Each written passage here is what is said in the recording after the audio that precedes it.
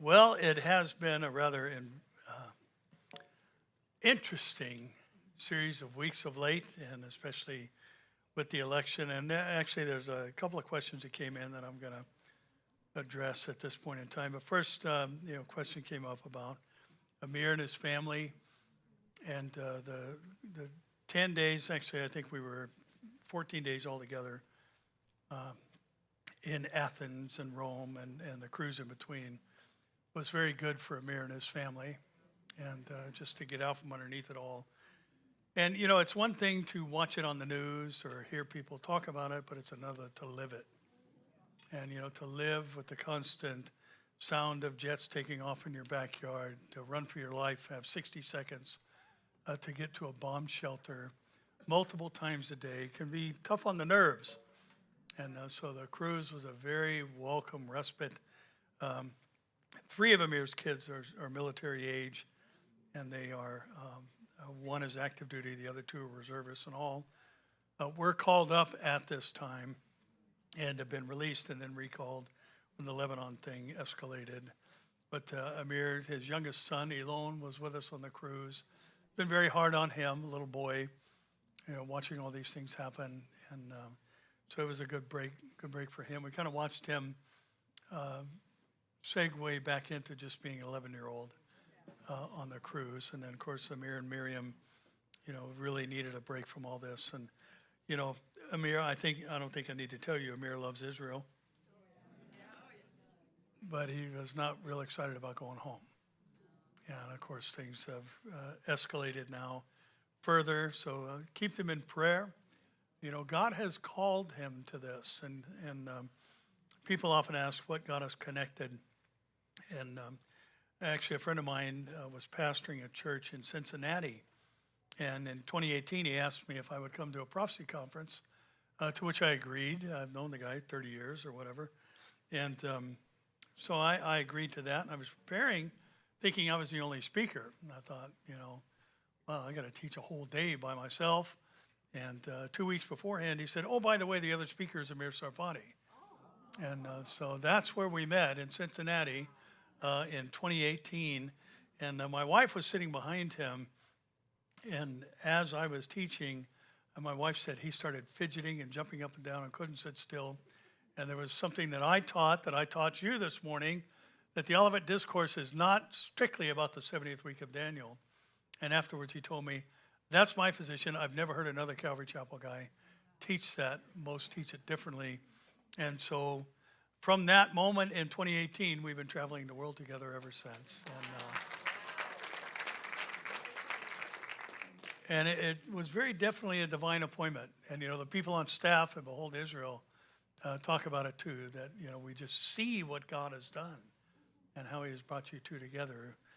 Somebody from the States and somebody, a Jew from Israel, who are teaching the same book, know the same God, believe in the same truths. And it's just been a wonderful 6 years and counting that I've had the opportunity to travel together. And but he's doing well. He's resilient. He's a former member of the IDF. His status as far as rank is he's a major in the IDF. Not currently, but that's his resigning rank. And so he's used to this stuff to a degree. I mean, there's some things you never get used to. And so anyway, we will be doing the Discovering Daniel and Revealing Revelation thing again in January. Last time we did it in 10 days. This time we're going to do it in 7. Teach the whole books in the Caribbean on a cruise. And then we'll be doing another prophecy conference in Alaska on a cruise in July. And finally, talked Jack Hibbs into joining us. So Pastor Jack is going to be there. And by the way, if you guys, Brent, hope you don't mind, I do a plug for a prophecy conference at our church. On February 1st, you can live stream it. Myself, Amir, Pastor Michael Lay, and Pastor Jack Hibbs will be doing a prophecy conference at our church. So you can watch that online. Now, as far as what's going on in the world, you guys are aware we had an election here? Yeah, okay, I thought everybody was probably on top of that.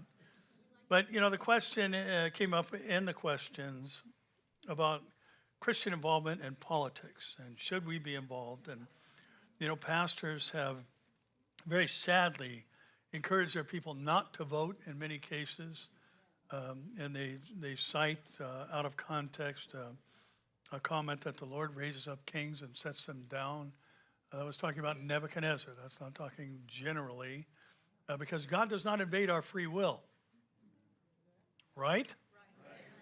He doesn't stuff the ballot box.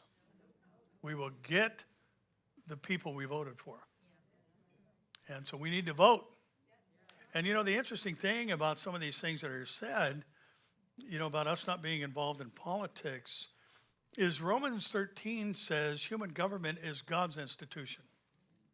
So why would God initiate an institution and want the devil's kids to run it? I think he wants us involved, right? After all, John Jay, who was the first Chief Justice of the first Supreme Court, selected by the first President of the United States, George Washington, said, and I quote, as a Christian, it is preferred that we select Christians as our rulers in this Christian nation. Could you imagine if John Roberts said something like that today? But that's the foundation of our country. We need to get involved. And I was telling our church, California at 8 o'clock p.m. and 1 second, they announced that Kamala Harris had taken California. And a lot of Californians, recognize that, we're a largely Democratic state, at least in the populated areas. But what they fail to see is the importance of our vote in the congressional districts. Because if you look at a congressional map, only the coastline is blue. The whole rest of the state is red. And there are 51 congressional districts in California because we are the most populous state. And therefore, California is going to select whether or not the Congress goes Republican or Democrat. So should we vote? Yes. Absolutely, we need to vote. Even if you feel like your vote isn't going to matter, it does matter. Christians need to have their voice heard. After all, 1 Corinthians 2:14 says the natural man cannot discern the things of God because they are spiritual, nor can he know them. So why would we want people without any knowledge running the country? We just had that for 4 years. Oop, did I say that out loud? We need to be involved, right? Yes. Now, what about Trump getting elected? It's kind of interesting if we think back, and I know there's been lots of talk about, the votes and, how they stopped counting votes in some certain portions of our country, and then all of a sudden, tens of thousands of votes for Joe Biden showed up overnight, and all these other things. We've heard about all that, but I want you to think about this. If Donald Trump would have been elected in 2020, he'd have had a Democrat Congress and a Democrat Senate. He'd have been a lame duck president. But now it's quite possible that we could have a Republican in the White House. We already have a Republican Senate, and we could very possibly have a Republican Congress and undo a lot of this garbage that has happened to our country in the last 4 years. And again, back to the voting issue, I don't know how anybody could see this otherwise, but let me just put it like this. God is pro-life. God is pro-life. And he is against aborting babies in the womb. And therefore, we should vote accordingly. So again, why should our voices not be heard?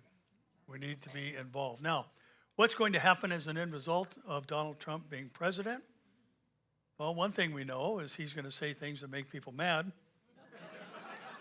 That's a given, right?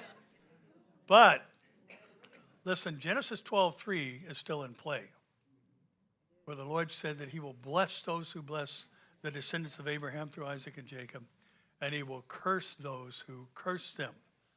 And the passage goes on to say, for in you all the nations of the earth or the world are going to be blessed. Now that's a messianic prophecy. So let me ask you, are all the nations of the earth still being blessed with the opportunity to come to know Christ as Savior and Lord? Okay, well the passage is still active then, right? So is the previous portion about the blessings and cursings.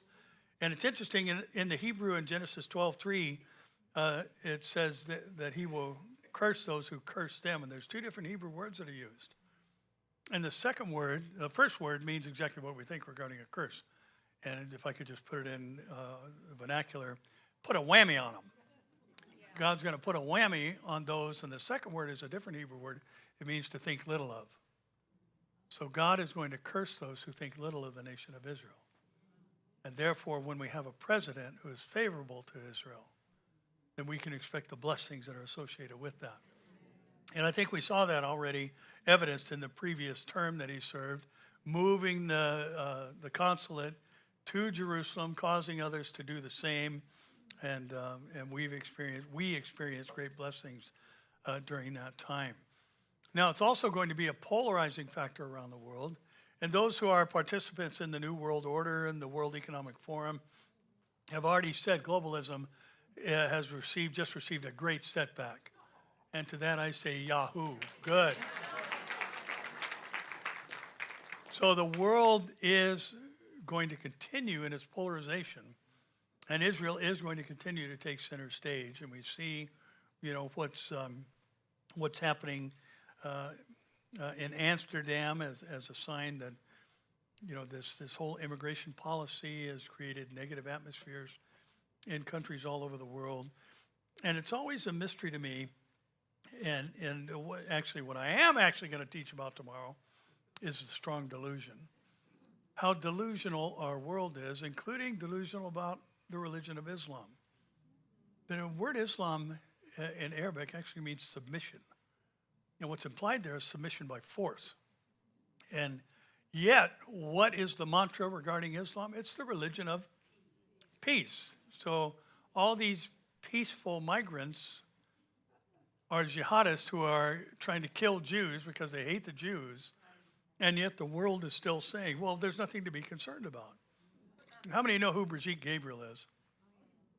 She was a Lebanese woman who actually her father was injured, and a rocket had hit, and they were hiding in a shelter, and her dad was injured, and he was taken to an Israeli hospital, and she found out nothing she'd heard about the Jews was actually true. They were very wonderful and caring people, and they took great care of her dad, and she then has been a big Israel fan ever since then. And she was pointing out that, people like to argue the fact that, only, 25% of the Muslims are radical. Only 25% of 1.3 billion is a lot of people. And that's something to be concerned about. And so we're watching some of these manifestations, and the world, sadly, is siding with anyone who is against the nation of Israel. And thus, Zechariah 12:3 is moving forward and will ultimately arrive at the place, and I believe after the rapture, where even whatever's left of the United States turns against the nation of Israel as well. And I think we have some other things that are of interest going on in the world today as a result of this election. And there's been a lot of talk already about, Trump's braggadocious nature in saying he's going to bring about an end to the Ukraine-Russia war. And, the Sergei Lavrov, the foreign minister of Russia, has said, yeah, well, we'll see about that. And there's already talk about assassinating Trump. As a matter of fact, somebody's already been arrested for plotting to kill Christians who voted for Trump in our country. So again, the polarization is going to migrate from political associations to radical military-type tactics, I think, very soon. And one of the things I think that is important for us to recognize in watching this world scene and watching the Middle East take center stage is I believe that most likely the chronology of things as they continue to develop will be the destruction of Damascus of Isaiah 17:1 will lead to the start of the Ezekiel war. And it's very possible because Iran keeps trying to ship military hardware into Damascus that very likely, and by the way, we had a lot of talk about this during this administration and Trump's pulling out of the Joint Comprehensive Plan of Action of 2015, where there was basically a free pass given to the Iranians to continue to enrich uranium. And now we know that they have reached a place where it's very, very likely that they have developed, at least enriched enough uranium to create at least one nuclear device. Some argue that it's as many as 6. So it's quite possible that they could ship some type of dirty bomb into Damascus. Israel realizes that some type of military weapon has been shipped to Damascus, and they fire a rocket or launch a jet and blow that nuclear device up, and it brings about the end of Damascus. Now, some people say that, Sennacherib in 690 AD, or BC rather, actually fulfilled Isaiah 17:1. And I don't think that's possible, because the last time I checked, there's still a Damascus. Isaiah says it will become a ruinous heap, a home for jackals. And nobody's going to live there, so that hasn't happened. But it's going to, because the Bible said it would, right? So I believe the progression could be the destruction of Damascus, followed by the launch of the Ezekiel War. That would be the proverbial last straw for the nations that are named in the Ezekiel War scenario in 38 and 39, which we can talk a little about that. There's a coalition that's developed for the first time in history. And these nations that are going to have a hook in the jaw being drawn down out of the north, 4 of them have an ideological common feature, and that is Islam. And not just Islam, it's radical Islam. And then the 5th nation, many believe, is Russia. And I don't know that Russia is part of the scenario or not. And some would disagree with that, and I wouldn't be dogmatic about it. But here's something interesting. We're told in Ezekiel 38 about Rosh, Meshech, and Tubal. Now, Meshech and Tubal are in modern-day Turkey. Magog, C.I. Schofield popularized the idea that Magog is Russia. Magog is not Russia. Magog is a mountainous region between Cappadocia and Media, which is northern Iran and Turkey. And so Magog is also part of Turkey. Gomer's part of Turkey. And all these areas, the vast majority of these names, these ancient names found in the Table of Nations in Genesis chapter 10, are associated with the nation of Turkey.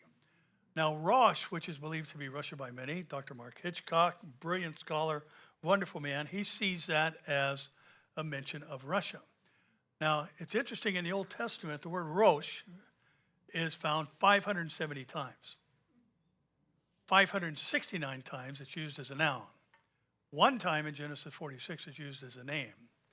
As a matter of fact, the King Jimmy, the old King James, translates Rosh as a noun. It translated as Gog, chief prince of Meshech and Tubal, whereas the New King James and English Standard Version and other modern translations see it as a proper name. So there's some debate as to who is involved.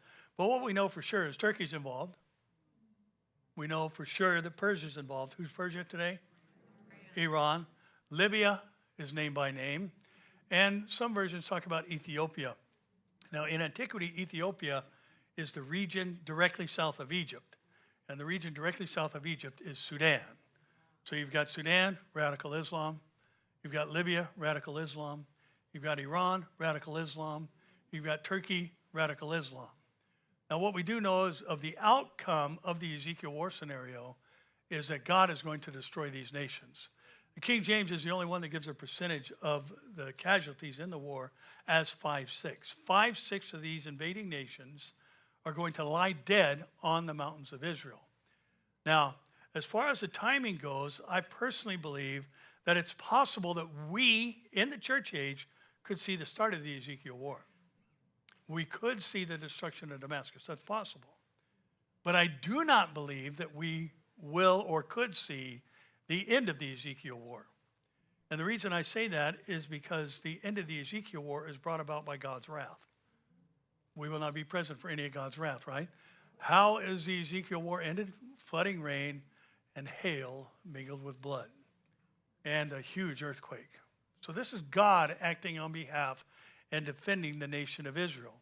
Now that's more consistent with events during the 70th week of Daniel, not the church age. So I believe chronologically we could see the destruction of Damascus, we could see the beginning of the Ezekiel invasion, rapture of the church, and then the destruction of those invading nations and all the things that are associated with that. So that's a possible chronology. And if you'd like to follow that, I did bring some books. There's a book called The Time of the Signs, which walks you from the rebirth of the nation of Israel all the way up to the New Jerusalem and things chronologically as I believe the Bible presents them to happen. So this is a big event, this a recent election that we have. The vast majority of Jews supported Donald Trump, simply. And there was even messianic conversations held around the person of Trump because of the move of the embassy to Jerusalem. So this is big, and there are many, many tentacles to this that we could see develop and that it could force forward in the prophetic narrative. So again, I think we are living in a privileged time. One of the things I think we always have to remember is that Revelation chapter 1, verse 1 opens with the fact that John was going to be shown things that must shortly take place. Now, the word shortly doesn't mean soon. It means in quick succession. In other words, when they happen, things are going to start happening fast. Now, this is also consistent with what happens before the time of God's global wrath. Because remember in Matthew 24, 3-8, Jesus talks about these are the beginning of sorrows. And that phrase, beginning of sorrows, could also be translated as the commencement of birth pangs. Now, as a matter of fact, the word sorrows, the Greek word is in 1 Thessalonians translated as birth pangs. So I think that we are at the latter stage of the beginning stages of labor, and that the heavy labor portion, which is the tribulation, is about to begin. So we are seeing the commencement of birth pangs in the things that we're seeing today. Everything is happening, and it's getting more intense, and they're getting more frequent. And, hurricane season ended, but there's still a hurricane out in the Gulf right now. So things are changing. And when Jesus talked about earthquakes in Matthew 24, 3-8, that Greek word seismos, it's not limited to geological events. The word can also be translated as a gale or a tempest, which we might call a hurricane. So all these things are going to increase. They're going to get closer together, and they're going to get more intense. And we're watching that happen right now. And you pair that up with what's happening with the nation of Israel, it taking center stage in world events, the hatred growing for the Jews around the world. We're seeing a shift in people's thinking in our world today. COVID launched much of this forward. And, the FBI just shut down Antifa up in Seattle because they were going to throw out another riot and do all their stuff. And these young people who've been so misguided by our universities and educational or indoctrinational organizations that they're just very confused about what to do when things don't go the way you want them to. And now we've got just these bizarre responses that are almost inhuman to things not going the way people like. So everything is being set up, and we're watching. And I think this election is going to aggravate these senses in people. And we could see a very, very interesting set of events even before the inauguration in January. But watching what's happening in Israel, watching the violence increase, watching what's happening to Jews around the world, I don't think any of us can deny the fact that Israel is taking its place in the world scene regarding Bible prophecy. So things are wrapping up. I'll wait here. Things are wrapping up. Amen. And we need to keep looking up when things are wrapping up, because one day is going to be the day, and we will have the question answered that Pastor Brett's going to show in a minute, that's on everybody's mind about what's coming next. So let's do some Q&A. Come on up, guys.